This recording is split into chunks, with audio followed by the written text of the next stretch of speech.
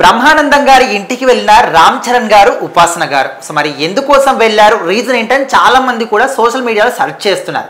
కానీ ఎవరికి కూడా రీజన్ ఏంటో తెలియట్లేదు. కాకపోతే ఫొటోస్ మాత్రం సోషల్ మీడియాలో వైరల్ అవుతూ ఉన్నాయి. సో మరి ఎందుకోసం వెళ్ళినట్టు? సో రీసెంట్గా ఆగస్టు 10వ తారీఖు ఆదివారం పూట రామ్ చరణ్ గారు, ఆయన సతీమణి ఉపాసన గారు కలిసి బ్రహ్మానందం గారి ఇంటికి వెళ్ళడం జరిగింది. అలాగే రామ్ చరణ్ గారు అయ్యప్ప స్వామి మాలలో కూడా ఉన్నారనమాట. సో బ్రహ్మానందం గారు కొంతమంది సెలబ్రిటీస్కి అప్పుడప్పుడు లంచ్కి ఇన్వైట్ చేస్తూ ఉంటారనమాట.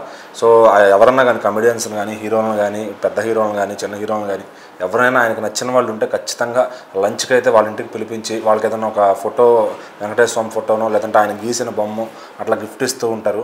సో అదేవిధంగా ఈ జంటనైతే పిలిచారనమాట. సో మరి బహుశా ఏదన్నా అది పూజ కోసం జరిగి ఏదన్నా పిలిచి ఉండొచ్చు, లేదంటే ఇంకేదన్నా కార్యక్రమం మీద కలిసి ఉండొచ్చు. కానీ అది ఎందుకు కలిశారనేది మాత్రం బయటకు రాలేదు.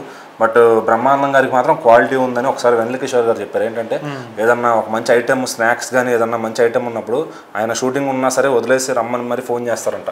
లైక్ మన వెన్నెల కిషోర్ లాంటి లోకల్ అంటే ఎవరన్నా ఆ చుట్టుపక్కల జూబ్లీ హిల్స్, బంజారా హిల్స్లో ఉండే వాళ్ళందరికీ ఫోన్ చేసి రండి తినేసి వెళ్ళండి అని చెప్పి వాళ్ళు ఎవరు అవైలబుల్గా ఉంటే వాళ్ళకి చెప్తారంట.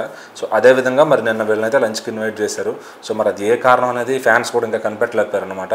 సో బట్ ఏదైనా వాళ్ళిద్దరిని ఒకసారి చూస్తే మళ్ళీ నాయక్ సినిమా రోజులైతే గుర్తొచ్చినాయి అనమాట. సో నాయక్ సినిమాలో వాళ్ళిద్దరూ చెర్రీ జిలేబీగా ఎలా కామెడీ చేశారు.